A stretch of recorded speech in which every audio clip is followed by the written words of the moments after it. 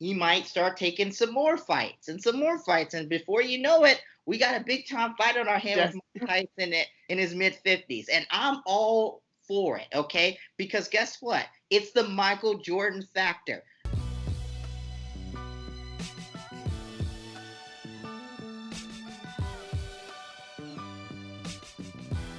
Welcome, everybody, to the Ring Generals podcast. My name is Nick Nenad. Alongside me is my main man, Jesse. What's up, jabronis? And, of course, the RKJMAN. Let's talk that talk, y'all. Hypocritical Nick. We back. Whew, am I excited to do this podcast today? It's been a while since we last recorded. To be honest, just lack of content. Also, busy personal lives, obviously, with the Rona. It's been a little crazy for everybody, but we are back online this week to talk about two specific topics. One is going to be a little bit later. That's Mike Tyson's returning. We got to give our comments on that. Obviously, being fans of the boxing business, it's amazing Mike Tyson is coming back to fight Roy Jones Jr. We're all excited, but we will get to that later and discuss that more in full. We want to kind of have most of this podcast be a state of the wrestling industry podcast. Now, this is no gimmick infringement on what Maxwell Jacob Friedman did and what AEW did on AEW Dynamite last week with MJF's little kind of fake presidential speech. But we used it as kind of a way to have the Ring Generals discuss what they've thought about the wrestling business. But we really haven't commented too much on the wrestling business lately, and that's just because it hasn't been that good, or there's been good parts and spots, but specifically the worldwide leader has really not been that good, and ratings reflect that. So, guys, before we start the podcast, obviously, though, how are we doing? Like, sports are returning. How's everyone doing with the coronavirus? How's everybody feeling while we're starting this podcast?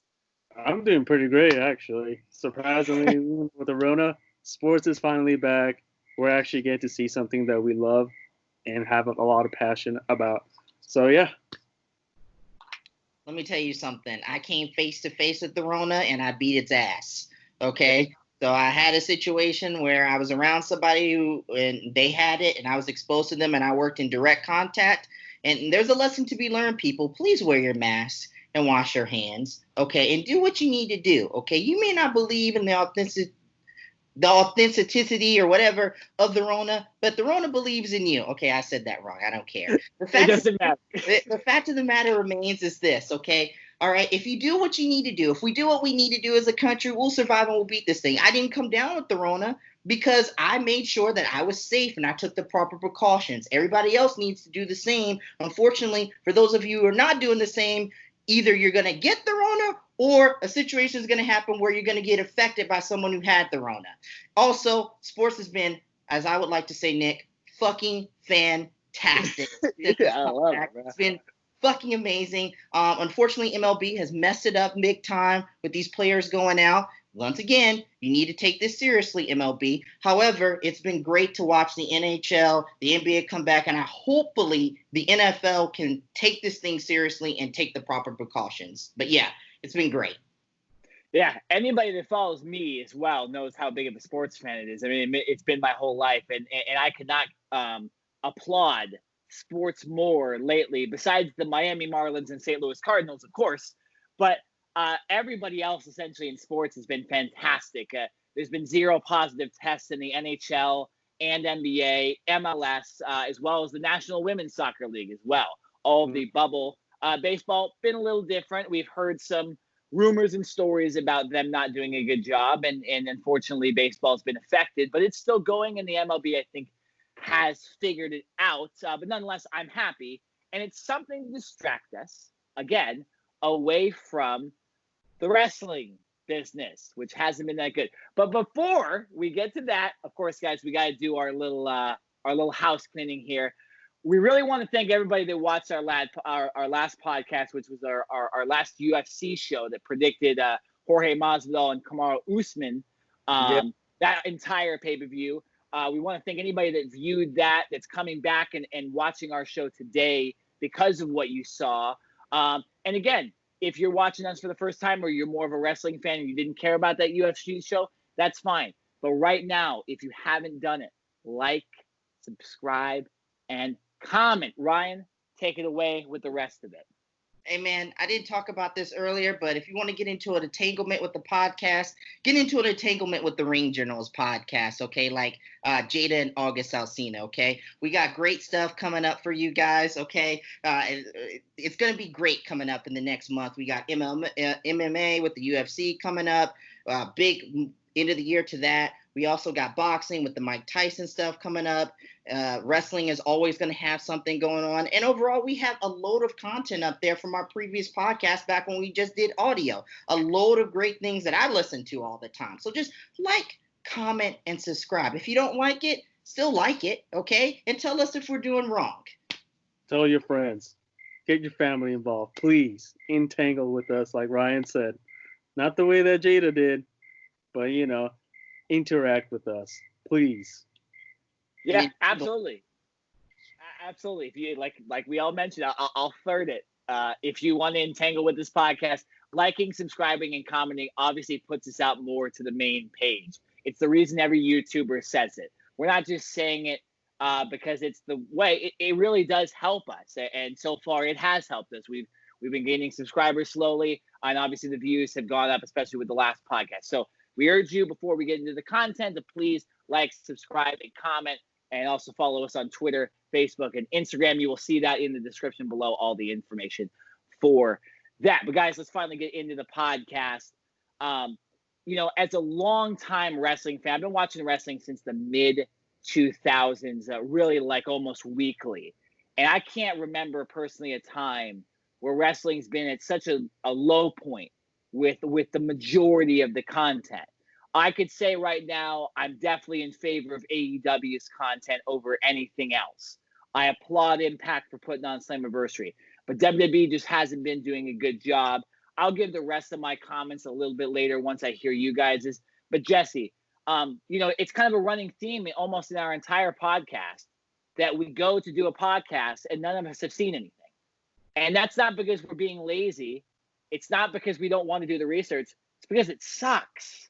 So Jesse, just give me your comments. Just give me your comments on what you think about the wrestling industry and about all of it right now. You know, to be honest, it's lacking character right now. It's, you know, WWE hasn't been the same for a long time. It's no longer the top dog now that we got fresh new blood in AEW.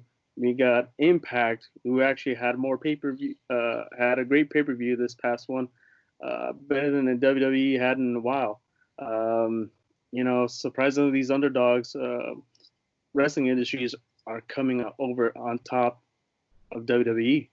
And then we got MLW signing up with Dozan, and it's great stuff. And WWE is no longer going to be the freshly favorite one as it once used to be, and it's got real competition. So right now, due to the sports coming back, the pro wrestling world's not going to get as much as views as it did in the past couple of months during this lockdown. So if they could keep up with more contact, more charisma, more character, it should come out and be unscathed.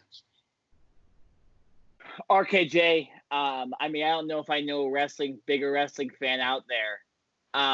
You just told me before the podcast that you really haven't been watching regular WWE TV since even before WrestleMania.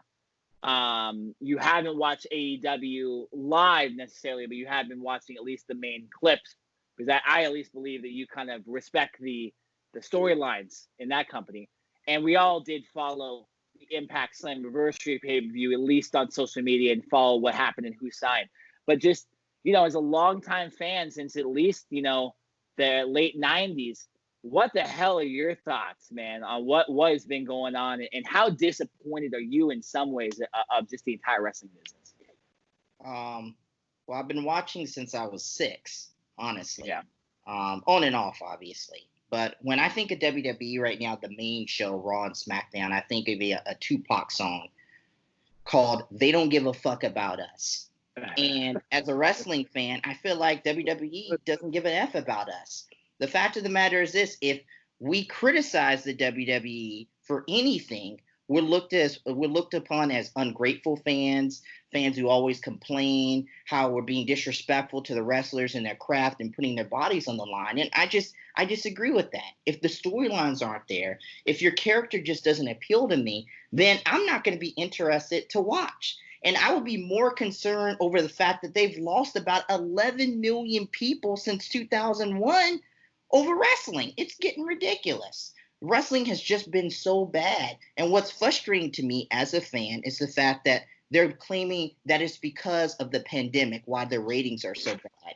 And if you look at the ratings, if you do the research on the ratings were bad before the pandemic, way before the pandemic. And it was all because of their inability to create new stars. You focused on the Shield guys. You focused for years on John Cena and other wrestlers, Brock Lesnar. You didn't put the focus on other wrestlers who could help you. And now we're in a global pandemic. You have superstars dropping like flies, either because of COVID or because they're concerned of COVID affecting them from the performance center and having to travel down to Florida, that you don't have enough people in order to give us emotionally invested in your storylines to tune in and watch. It's sad to me how there was multiple months without sports on and wrestling was drawing some of its worst ratings ever. It was creating record bad ratings. Every week there was a rating that was worse than the other week. It was terrible to watch. And the fact of the matter is this: WWE has been scoring great revenues, and that's only because the fact that they're not traveling as much. And they really need to thank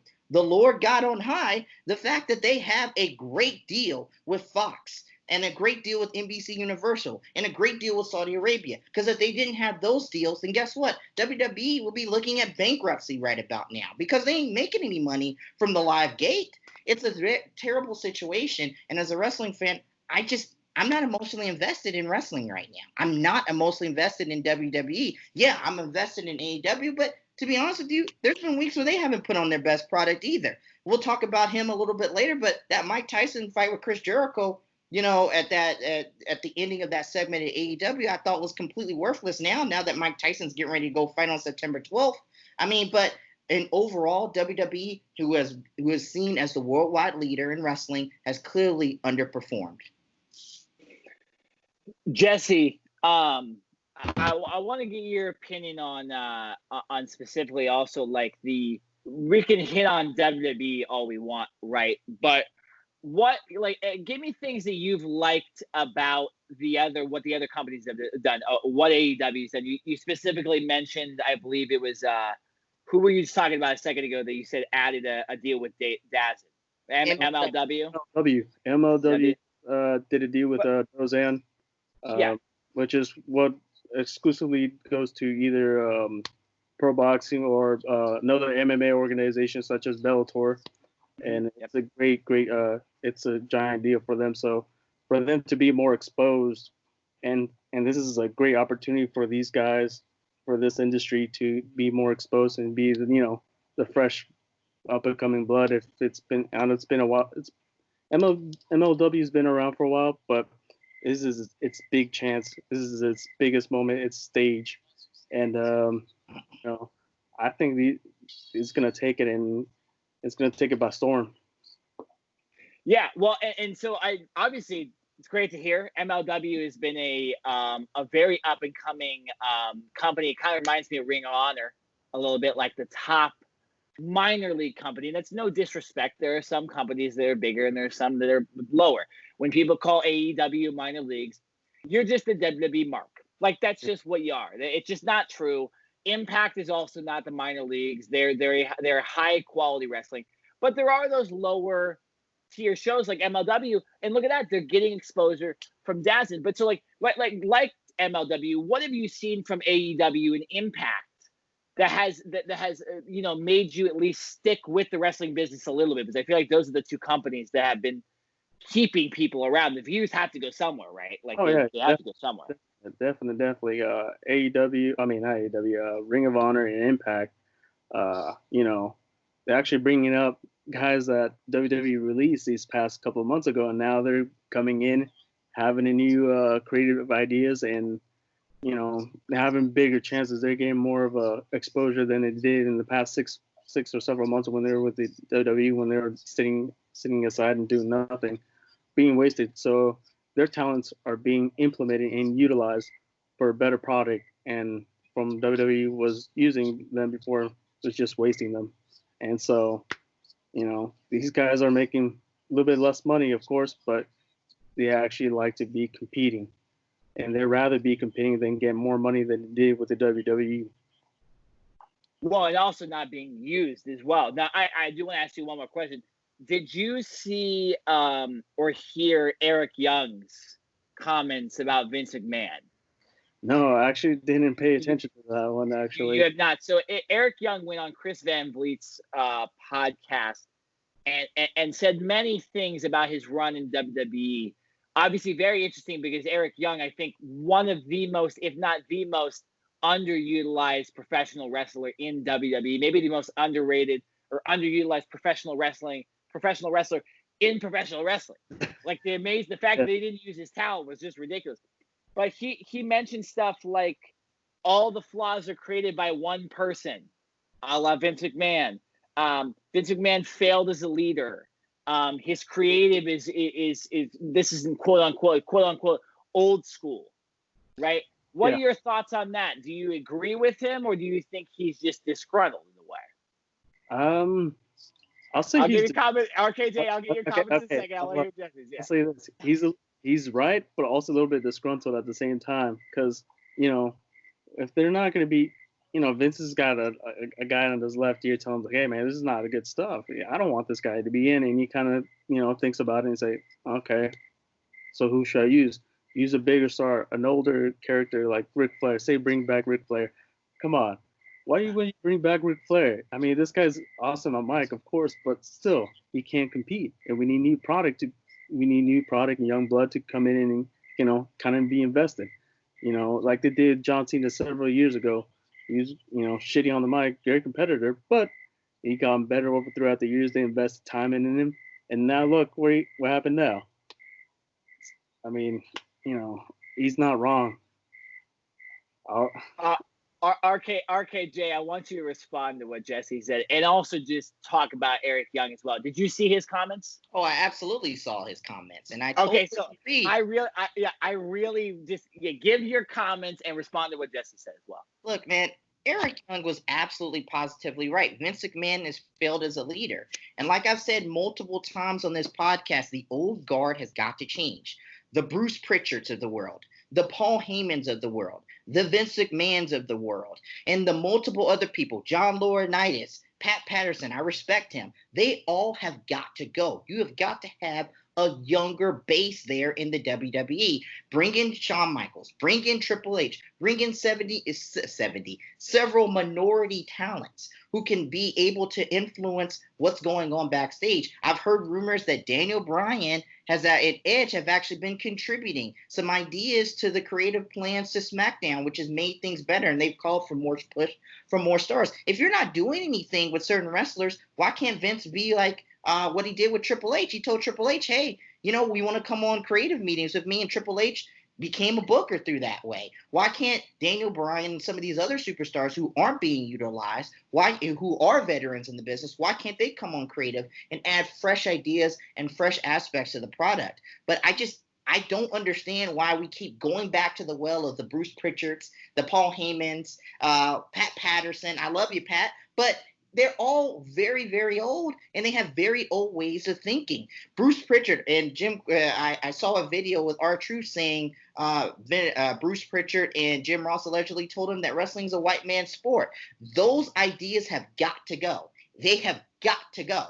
Okay? We need fresh talent, fresh blood that understands what's going on with the culture today, immediately. Jesse, as far as what you're saying, the problem for all these years was the fact that they overpushed John Cena. I get he's your biggest star, but the problem is they waited too long to push somebody else. And by the time they waited too long, it was a situation where they knew John Cena was leaving. With the Roman Reigns situation, fans saw what was going on, and they rebelled against Roman Reigns. They saw what's going on. They saw what was going on. They picked The fans picked Daniel Bryan, but the WWE didn't want that. They clearly said, no, we want Roman Reigns in this position. And now we have a situation where Roman Reigns is even there. So they didn't push anybody where Roman Reigns was there.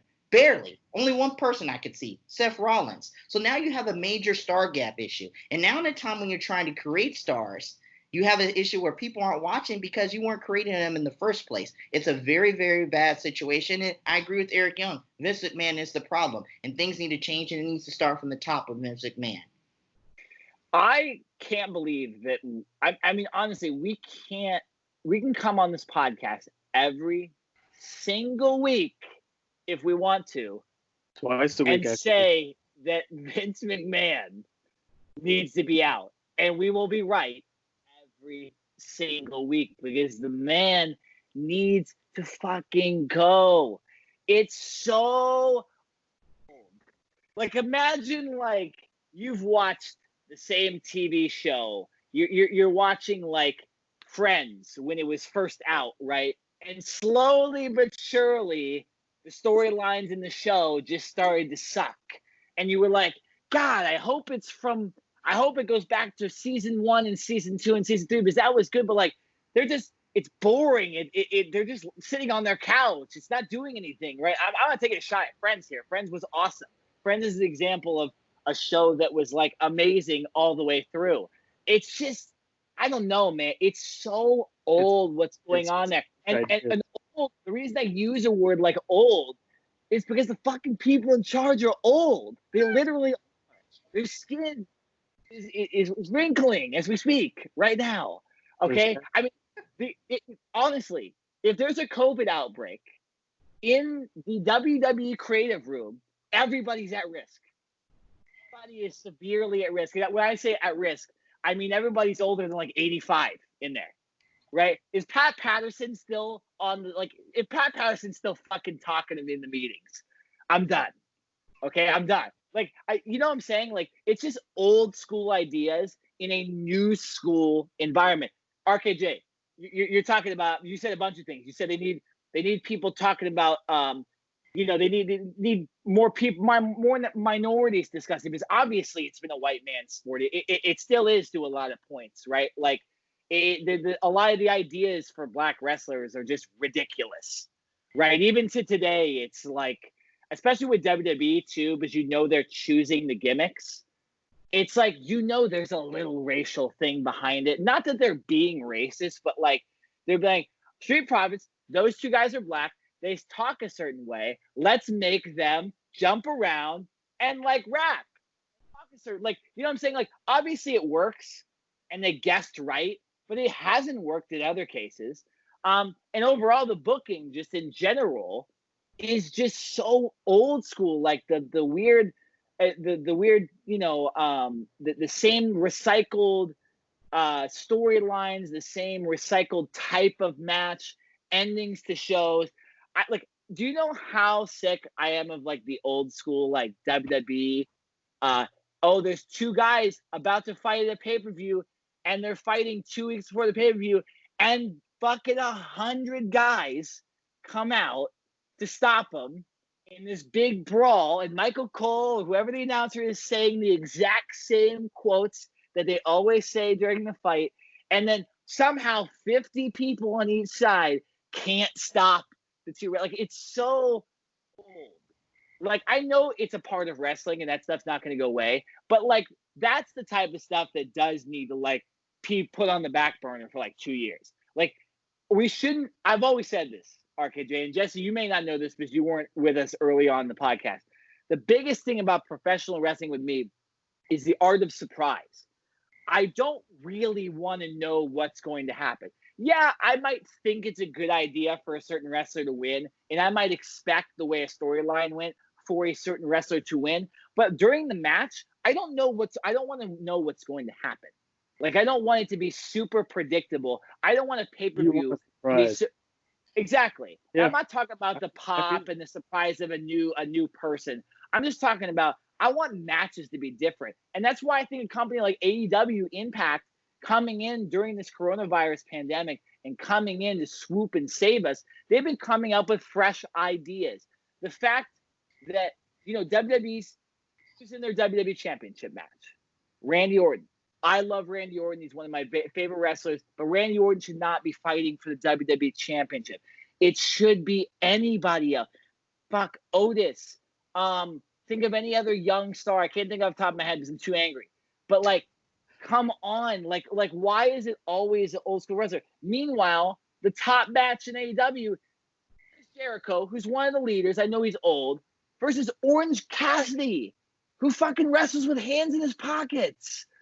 Like that's fresh. It's like, come on, like why is WWE so stuck with the old and unable to do the new? RKJ, you had your hand up during my segment. What did you want to comment on? Hey, look, first of all, in regards to Friend, Ross and Rachel forever. Okay, that's what I'm saying in regards to Friends.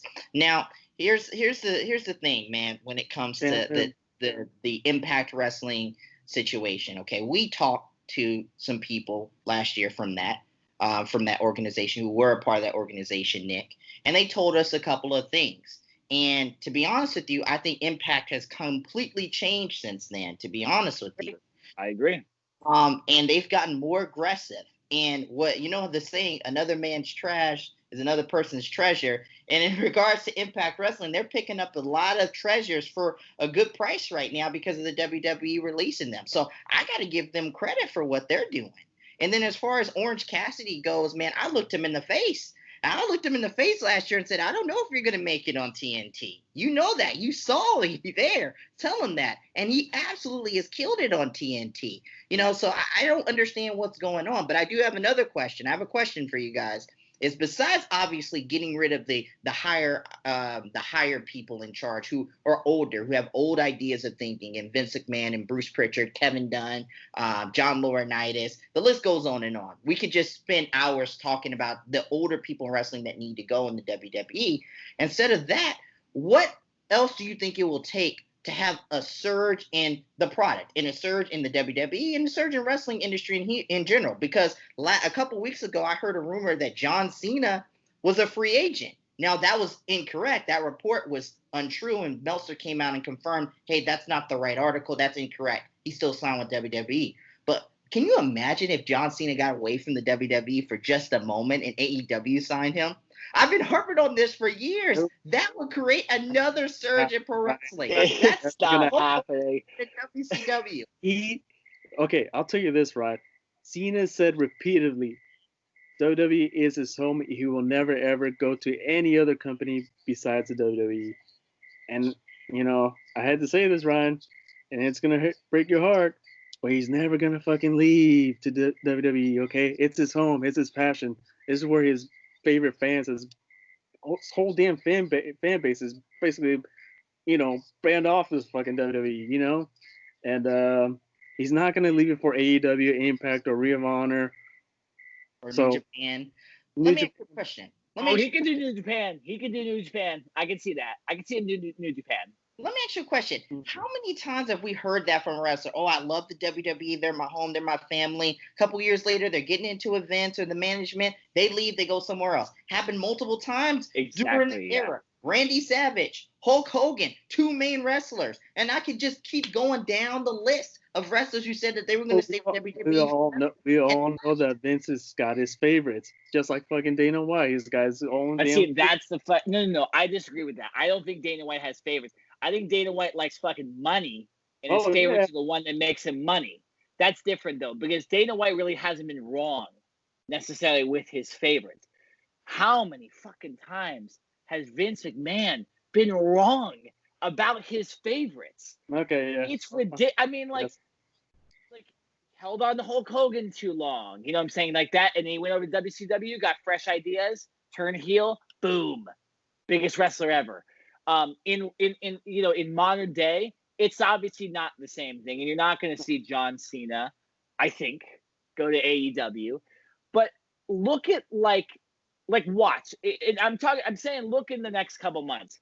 The guys that go to AEW that were released from WWE that were fan favorites, that get new direction, they will succeed. FTR, they'll succeed. Matt Cardona, a.k.a. Zack Ryder, who just debuted on AEW this past week, will succeed. There's many others on that roster from WWE that will succeed. And what does that tell you? Does that tell you that that wrestler sucked? Nope. No. It shows you that WWE made mistakes. And this also goes for Impact as well.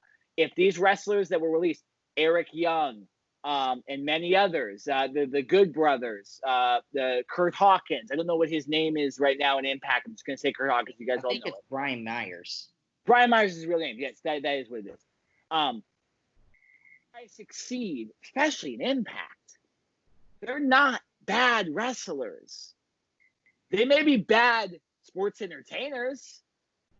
Say that because sports entertainment kind of sucks. Like in the long run of it, it's fake as shit. You know, in realistic, when we talk about fake, it's like sports entertainment is the fakest bullshit you can watch on TV. To be honest, it's not pro wrestling. There is a difference between sports entertainment and pro wrestling. I finally figured that out. And what Impact, AEW, and the others are doing is pro wrestling, and WWE is doing sports entertainment, and they're doing a bad version of sports entertainment.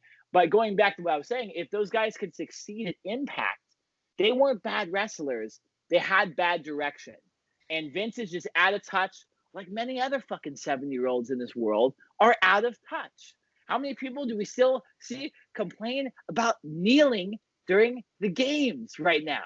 Yeah. It's a bunch of 60, 70, and 80-year-old people or super right-wing people, right? Like, but mainly it's that old crop of people that just, maybe they fought in the war, maybe all this, but it's just like, it's that old school thinking that we need to get out of both society.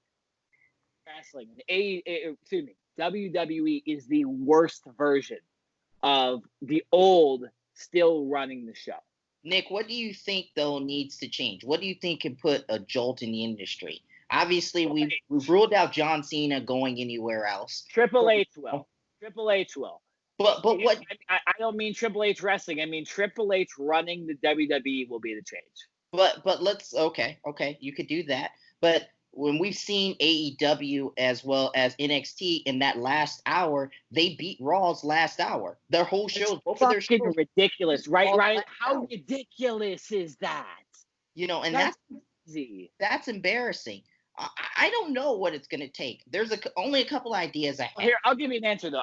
Let me give my answer, and I'll let you give yours. Okay. So my answer is developing stars. You have to develop the new stars, and I think AEW is trying to do that. Yes, AEW needs guys like Chris Jericho, Cody Rhodes, and many of the other older wrestlers, you could say, to help the new ones. You always need the older wrestlers. You just don't need to push the older wrestlers. Like, I'll be disappointed, to be honest, if Orange Cassidy doesn't win the feud with Chris Jericho, right? Because at that point, you randomly pushed a 50-year-old plus person, right? Unless they put a twist on it and made it make sense. Honestly, I want to see MJF beat Jon Moxley. Jon Moxley is not necessarily the old school wrestling, but a 23-year-old guy that's clearly the best talker in wrestling right now should be able to win the title. Especially the storyline they're doing with what they're saying, essentially he's being held back because of the way he acts. Mm-hmm. This is all kayfabe. He should win that championship because you want to push the young guys. You don't need Moxley to run your company in 10 years. You need MJF. You don't need Chris Jericho to be running your company when he's 63. Obviously, you need Darby Allin. You need Orange Cassidy, right? So that's what they need to do. These other companies need to develop young stars. And what has Triple H been doing? 5, 6, 7 years? Developing young stars in NXT. Adam Cole, Shinsuke Nakamura. Now, Shinsuke Nakamura was older, but he's still, it's a bad example. Velveteen Dream before all the drama. Sasha Banks, Bayley, Charlotte fucking Flair. I know she has obviously family background, but still, I mean, Triple H developed her. Seth Rollins, exactly. The list goes on and on. Roman Reigns, in some ways, too, a little bit. Obviously, the WWE didn't do a good job with him, but Triple H still had a hand in helping Roman Reigns. So that's what I'm talking about. Like, I think you need Triple H running WWE, and you just need the other companies developing young stars. I want to see at the top of the industry in 10 years. I want to see Maxwell Jacob Friedman. I want to see Sasha Banks. I want to see Sammy Guevara. Yeah, I mean Sammy Guevara, exactly. That's what I'm talking about. Darby Allin, and many other WWE guys too. Like there's a lot. It's just when I'm trying to make a point, I can't remember specific names. I just want to say Velveteen Dream, but obviously that's not true anymore. And it's just like that was the main one that was supposed to be the guy, obviously, but and even like it's right now, you need to be. They should be absolutely pushing Adam Cole to the moon. Like that guy should be your WWE champion, right? Like that should the way how old he is and how much they built him up in NXT. He should have been out of NXT like a year or two ago, up in WWE and winning a championship. I love Drew McIntyre as a champion. He deserves it too. But obviously, in 10 years, he ain't going to be the guy. Bray Wyatt ain't going to be the guy either, right? He's going to be out of it too. Those guys are good for right now. They're just not utilizing them right. But you just need those younger guys. So younger guys and Triple H. That's developing talent and Triple H. That's what will help the wrestling business. First of all, Montez Ford is on my list. He's replaced Velveteen Dream. Very good point. I see so much of The Rock in him. It's ridiculous. He has so much swag and charisma. It's not even funny. As far as my jolt in the industry, obviously John Cena leaving will be a huge jolt in the industry. That's just going to create something for wherever he goes. But that's probably not going to happen. However, I could see something big happening at the end of the year going into WrestleMania. If Conor McGregor decides to do a WrestleMania fight next year, he's been teasing it, kind of getting into it with Drew McIntyre. And if Conor McGregor comes over to the WWE, if Dana White and Vince can sit down and agree upon a deal that's right for Conor to come over to the WWE and fight in a WrestleMania, that can give it a jolt for a moment. But it's still not going to create new stars. Well, it's going to happen it's going to happen. The same thing would happen with freaking Ronda Rousey when she was coming in. It's only going to be a brief stint. Cain Velasquez was a failed attempt. It's only very little glimpse of them succeeding. Very little. But in the long run, it's not gonna bring him like a huge boost of ratings. It's gonna bring him like a small surge of ratings, just briefly, but not for a long time to last him for a while. True, and if Conor McGregor does come to the WWE, like you're saying, I agree with you, Jesse. It needs to work. It can't be these guys that don't know about the wrestling business that come in and don't know what they're doing. Like if Conor McGregor were to come in, he needs to be all in, ready to be a professional wrestler that's acting like Conor McGregor, right? He can't be the MMA fighter that doesn't know how to do moves and all that other stuff. If Conor McGregor is going to come to WWE, I don't want to see one-off. I want to see like a set of 3 matches against somebody, right? Where Conor McGregor gets better and better every single time, and then eventually, like he's a professional wrestler at the end, right? He isn't just do it like Brock Lesnar did, right? Like Brock Lesnar when he came back to the WWE, right when he initially came back, he was kind of brutalizing people and wasn't really acting like a professional wrestler. But now you look at him now, he's one of the best in the world, if not the best, right? So, it works. Here's some other names, too, I just want to mention. Keith Lee. Motherfucking Keith Lee should be leading this. Dominic Dijakovic is another guy that should be leading this company for the future, should be leading the wrestling business. Johnny Gargano. I know he's a little older, on the older side. Well, he's only 32. Not that bad. So he should be leading the wrestling business. I really like Karrion Kross, a.k.a. Killer Kross. I think he's a fucking monster. There's just so many guys that go down the list. Pete Dunne. And where are all those guys? What are they doing? They're not being pushed. Well, I'll tell you this. It's interesting for sure. Adam Cole's doing a good job off camera of making himself famous.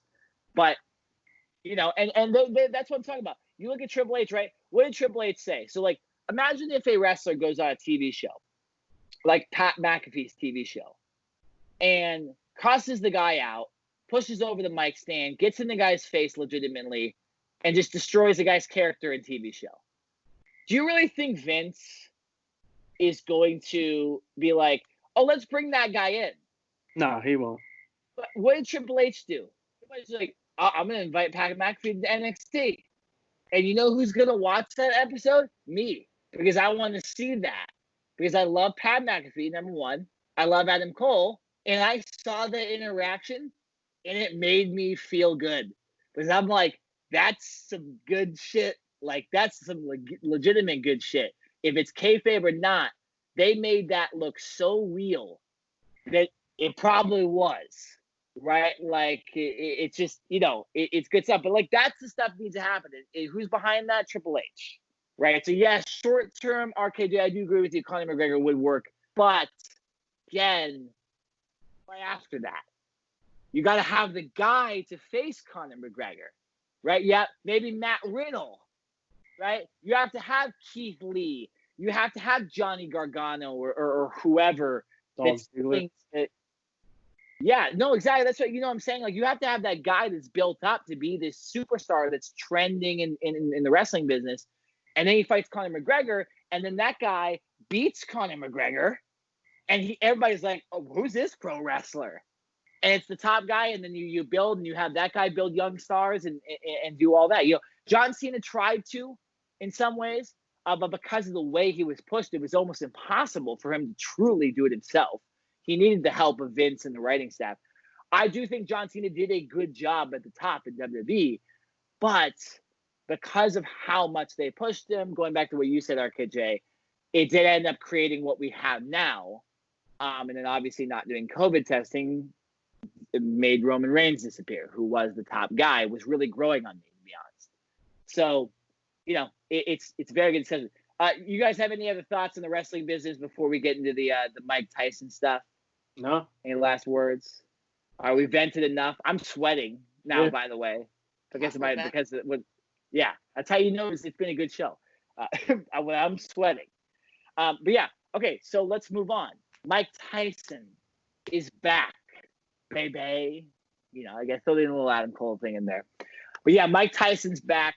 He's facing Roy Jones Jr. on September 12th in I believe it's a 7-round exhibition. Correct, RKJ? 8-round exhibition. So normally it would be 10 if you're watching a Deontay Wilder Tyson Fury fight. It is not that way. It's an exhibition.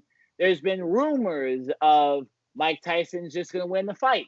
And then yesterday it came out that Mike Tyson wants to knock out Roy Jones Jr. And then it came out that Mike Tyson's been physically really doing a good job taking care of his body. And then it came out that Roy Jones Jr.'s training is going really well. Guys, I'm getting excited. I'm getting excited about this fight. The pay-per-view doesn't cost that much. It's going to be on a good weekend. What are our thoughts on Mike Tyson returning to the ring? It brings me back chills back to his old days. If you would have gone on YouTube and watched his old stuff, his highlight reel, oh my God, it sends chills behind in your spine. It just, it makes you tingle.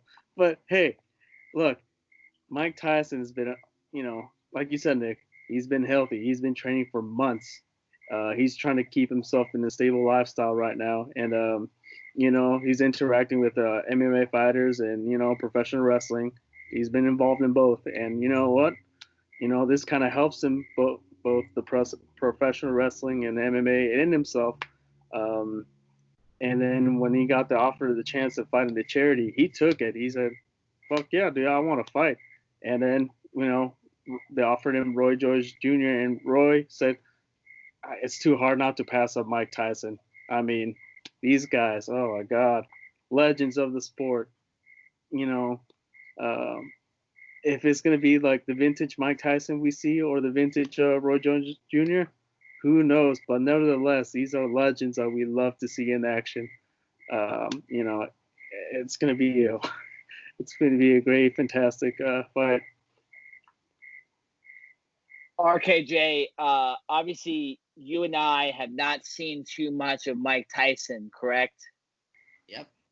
Yeah. How excited are you just for the mere fact that you're actually going to see Tyson box? And I want you also to give your opinion on what you think Mike Tyson will be when he gets back in the ring. All I got to say is this. I'm excited to see the Michael Jordan of boxing coming back. Okay? Mm-hmm. Michael because Mike Tyson, honestly, was the Michael Jordan of boxing. Biggest box office attraction there was in boxing up until today. I mean, he is his legend is just amazing. And, the fact that, the company that's doing this, I believe the company's name is Triller. They're going to be actually taking over this pay-per-view. They're going to be doing a 10-part documentary detailing Mike Tyson's career and his road to the fight. It's almost like because of the Michael Jordan Last Dance documentary, everybody's jumping on this opportunity to create nostalgia again. Nostalgia content again, and I'm all for it because I've never seen Mike Tyson in an actual fight. I was too young, but you damn right, I'm buying this pay-per-view September 12th. I will be buying this pay-per-view, and all I hope is this: I see the Mike Tyson that bit Evander Holyfield's ear off. That's what I want to see. I want to see the Mike Tyson that would knock guys out within 10 seconds. I don't want to see the Mike Tyson that could barely rip his shirt off in AEW against Chris Jericho. Leave that Mike Tyson at home. I want to see the killer Mike Tyson. I know that they came up with this whole thing when they did this boxing agreement, the California Athletic State Commission, that they were going to use bigger gloves and that possibly that they weren't going to be able to knock each other out. No. F that. When you get into a boxing ring, I want it to get serious. I want to see these two guys go after each other. And Roy Jones Jr., he was called Captain Hook. He ain't a scrub either. No, he's not. Jesse, I want you to give your comments. Obviously, RKJ does have a good point. Last time we saw Mike Tyson on national TV, he had trouble taking his T-shirt off. We've also seen him on Instagram and YouTube hitting the fuck out of a bag. What's your opinion? How is Mike Tyson going to do this? And is it going to be the old Mike Tyson, or at least some of it? We'll say some of it, a glimpse, maybe a couple moments here and there. Obviously these two gentlemen are very old, up in their, the advanced stage right now. And, just to come out and box and put on a show for the rest of the, not just for the world, but doing this for a charity fight, to help out a cause. And, it's great rep for them. And that's all I can say right now. I mean, not like Ryan said, bring back nostalgia, and I'm all for it as well. I'll say this about Tyson, and I've watched documentaries about Tyson in the past, and I've understood how devastating he was. But there was a Mike Tyson that lost quite a bit at the end of his career when his head wasn't there. And what interests me about this fight so much is, I've seen Mike Tyson on Joe Rogan discuss how his head is at, where his head is at, and how he says he doesn't want to box, right? And he doesn't have that killer mindset anymore. He has no reason. So what happened? Where is Mike Tyson's head at right now to where he actually wants to step in the ring with another professional boxer, Roy Jones Jr.? I think he does have that killer mindset right now. Oh, he still does, but he just has it in the back pocket. Exactly. Obviously, physically, I think it's going to be nearly impossible for him to have the same strength he did. But hasn't boxed years. Maybe he's done like exhibitions a little later. But this guy potentially could be in the best shape of his life. At least for the last 20 years, this guy could be in better shape than he ever has been. I don't give a shit if you're 54. If you are the Michael Jordan of boxing, Michael Jordan was still damn good with the Washington Wizards. He was still a great basketball player, right? He may not have been the Michael Jordan, but he was still an above-average basketball player. I do think Mike Tyson will be ready, and I do think he will knock Roy Jones Jr. the hell out in this fight. Yeah. But we will predict this fight later. I just think my biggest opinion on this is, where is Tyson's head at? I think because he's discussed in the past that he didn't want to box, the fact that he is going to box during the coronavirus pandemic with probably no fans, and he's putting the money to charity, that has Tyson whooping somebody's ass all over it to me. I don't think he'd be doing this fight I don't think this is a Chuck Liddell, Tito Ortiz situation here. I think this is going to be a legitimate boxing match, and I think it will be good to watch. And I think Roy Jones Jr. and Mike Tyson will bring the thunder in this fight. And for two old guys, it will be a good fight, and it will be worth buying. Hey, man, all I know is this. I know Mike Tyson has to be there mentally because of what you said. He wouldn't be fighting if he wasn't there mentally. But it's also got me thinking, too, is those wheels starting to turn for a comeback overall? Is that mindset going up? I mean, obviously, you don't compare yourself to another 50-something-year-old man. But if he feels good after this fight, he might start taking some more fights. And before you know it, we got a big-time fight on our hands with Mike Tyson in his mid-50s. And I'm all for it, okay? Because guess what? It's the Michael Jordan factor. If you're good enough, it doesn't matter how old you are. We will come and watch you no matter how old we are. We will come watch you. You're going to have 3 generations in my house watching it. Me in my 20s, my brother who just recently turned, well, another age. I'm not going to say his age on air. Just say his age. And my dad who was in his 70s. So, going to have 3 generations of my family watching this fight.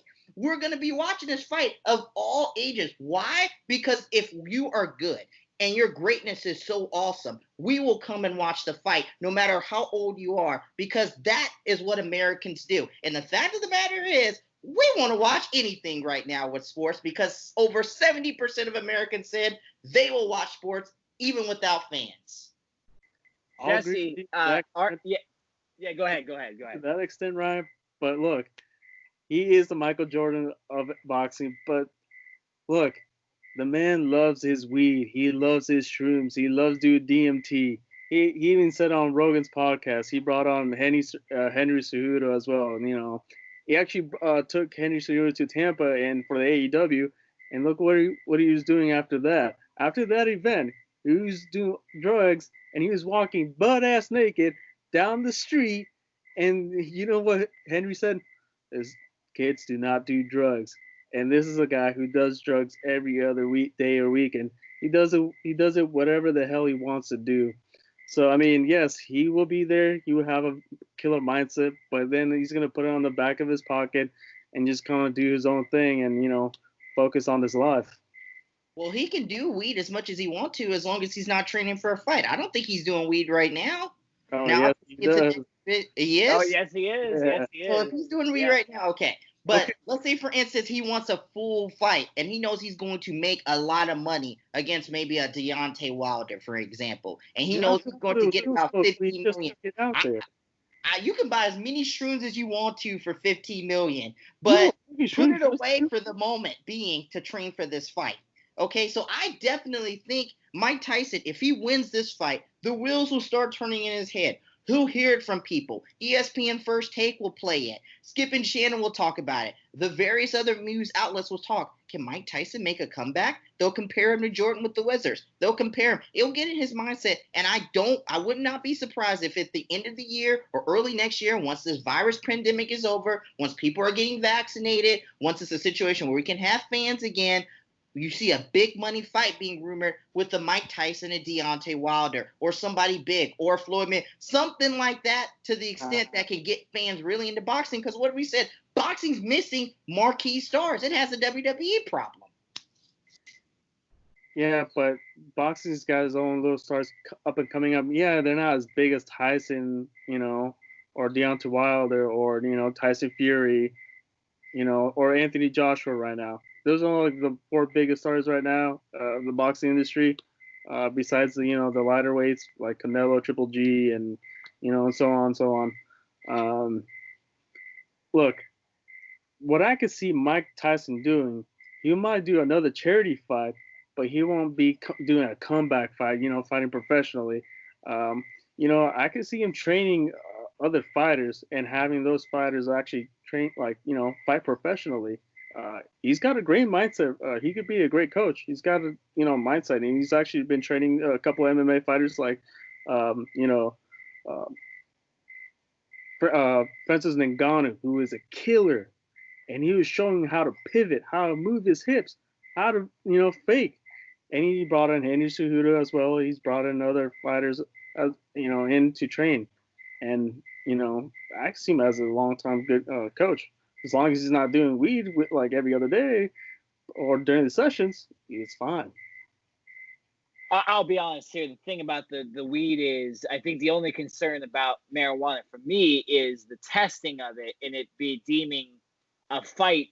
I don't know what the standards are for boxing and weed, but like, fuck, man, if guys get their heads bashed in, they should be able to smoke weed. Like, come on. It's another old school idea. We're talking about a lot of old school. Like, Jesus, man. Okay? Like, if the guy gets knocked out, he should be able to smoke a joint before his next fight and not test. You know what I'm saying? Like, let's test positive for weed, not the coronavirus. Let's say that. Can we have a movement here? Yes. Yeah. Okay. The boxing is not the lucky thing that the boxing does not have, and the problem that does not have compared to the MMA world is USADA. USADA will bust them for a little picograms or here and there, little untested supplements that are out of their list. They got their own personal list and they'll test it out. Boxing doesn't. Boxing actually, if you get caught with steroids, you get caught with steroids, and they're not going to do much about it. They're just going to fine you, probably strip you of your belt, whatever you had, and then that's it. Yeah, well, and especially an exhibition fight, I don't think it's be a problem. But my point was going to be is that obviously if weed doesn't get in the way or all the other stuff he doesn't get in the way, there is some of me thinking of what RKJ is saying and thinking that, man, if this guy comes out and absolutely destroys Roy Jones Jr., a legitimate boxing, I'm not going to say legend necessarily. Someone people could say that, but I'm not. He's good. I mean, he's fucking good. But Roy Jones Jr. is one of the best. He had a song. He had a song named after him. Can't be touched. No, exactly. Roy Jones Jr. is awesome, and if he can do that in his 50s, there's a little stake. Maybe not Deontay Wilder, but there is a stake to make that Tyson could have professional fights until essentially he embarrasses himself. Or maybe he doesn't, and he fucking beats Tyson Fury or something. You know what I'm saying? Like, yeah. I think we're talking about the Michael Jordan of boxing. Anything's possible. Anything's possible. George Foreman said about Roy Jones Jr., he's the only boxer I know who does not need a jab to set up a hook. They called him Captain Hook. He's that good. So he ain't a scrub either. But Mike Tyson, if he comes out and he dominates Roy Jones Jr., maybe he doesn't even need to knock him out, but just is aggressive and just beats him down and decisively wins that fight, I can see the wheels turning.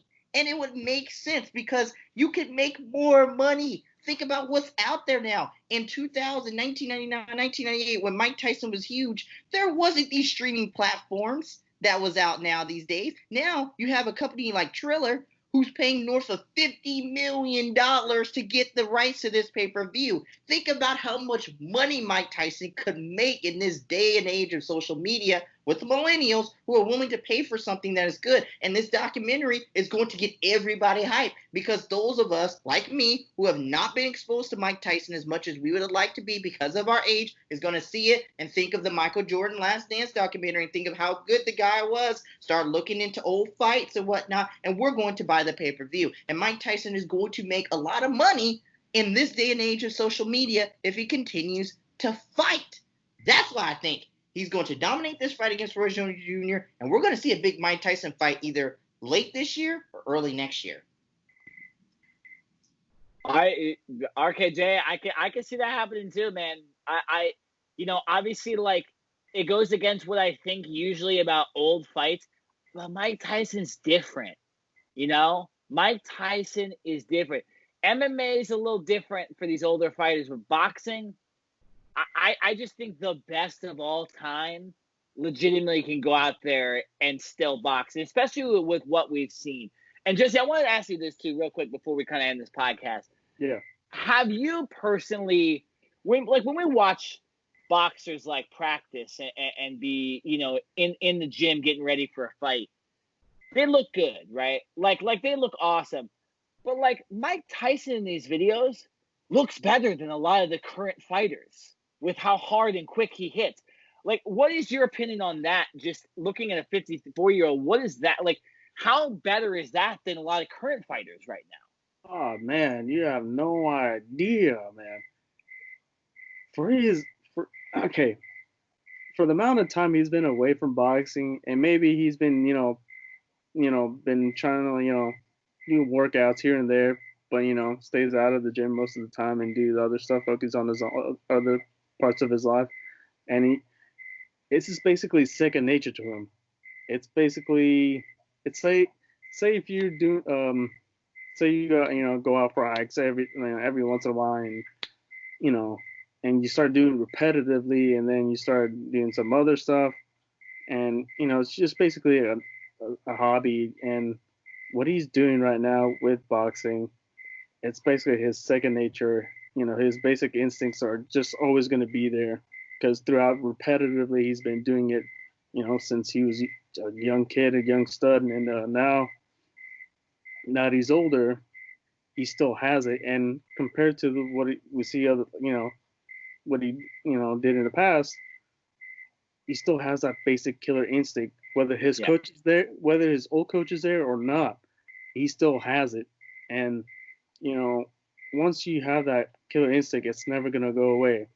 Maybe it'll come back and maybe get a glimpse here and there, but it's never gonna go away. It's like a wrestler.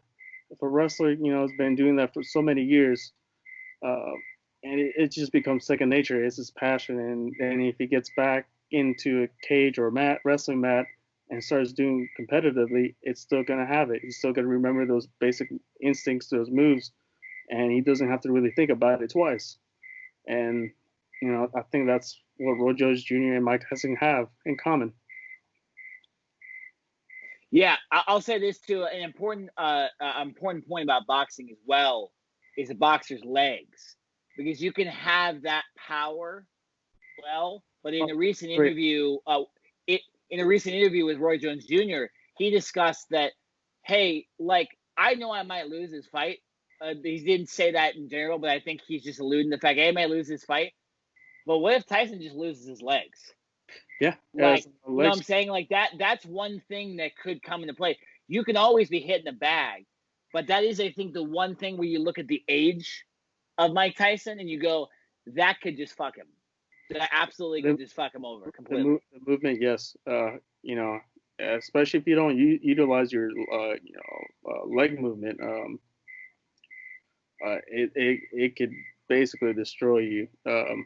It's basically your best friend and enemy. So it depends if you're able to utilize it properly and know your body better than than it once was before and compared to now. If you know your body that well, then you should have no problem. But if you don't, then you're basically screwed, because it could go either way. It'll screw you over, or it become your best friend. It just depends what kind of friend he's going to be having on that day.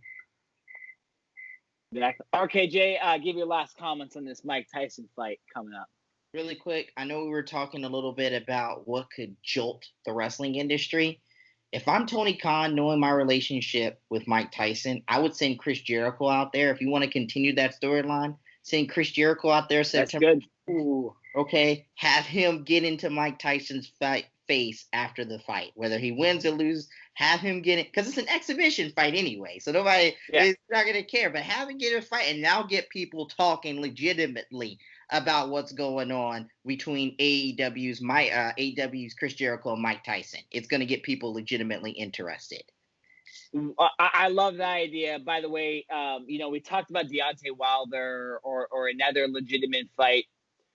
If Mike Tyson wins, I know this doesn't make much sense because of weight class and all that stuff, but Conor McGregor, after that, you know what I'm saying? Like, Conor McGregor fighting Mike Tyson is fucking money. And it's I'm just saying. It's a winnable fight for Tyson, and Conor McGregor doesn't really have to care about losing because he's not even a boxer. Money. I'm just saying, like, I'd watch it easy step. No matter what happens to Tyson in this next fight, it could be an easy step for what he does next. I think he does fight one time after this, too. I don't think it moves it for quits. I'll just say that. Yeah. Makes total sense. Yeah. There's a lot of good stuff happening. And we will talk about Mike Tyson again later on in a kind of proper preview for that fight later in August, early September, or more than likely early September. So stay tuned. This is just a preview. We obviously want to get Eric's comments on this as well. We'll get his comments next time we do a podcast later in September about that fight specifically. If you just jump to this segment, to the Mike Tyson segment, just to hear this, we had a huge discussion before this about the pro wrestling business and what's wrong with WWE and what AEW and Impact have been doing and just how we fix the wrestling business for the future, because the ratings are super low and everything's not really going right with it. There's good spots here and there, but overall the business is not flourishing like it was in the early 2000s, late 1990s. So go back and look at that. But with that, RKJ, take it away. Hey man, real quickly, I just want to say this. Justice for Breonna Taylor and Black Lives Matter. But as always, raise a glass in the sky and salute the ring generals. It's the Sauce, Alexander, and you're watching the Ring General Podcast. Turn this man around, subscribe, like, and comment. But raise a glass in the sky and salute the ring generals. That's right.